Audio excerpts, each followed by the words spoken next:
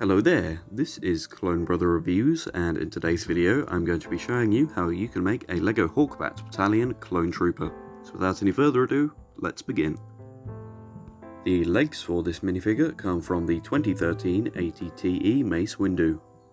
The torso, the helmet and the head all come from a standard Phase 1 Clone Trooper.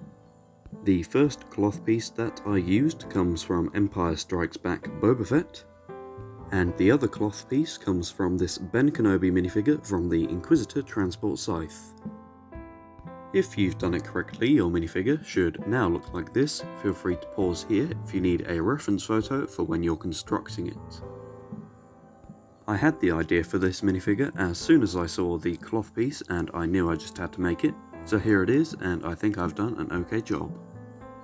If you have an idea for a minifigure I should make in the future, feel free to leave a comment down below or reach out to me on my Instagram. For example, this Kenobi will be coming soon. If you liked this video, maybe you could, like it, and if you really like my channel, maybe you could subscribe. You might be interested in my Disguised Clone Trooper video, so I'll put that on the end screen now, as well as the Star Wars playlist.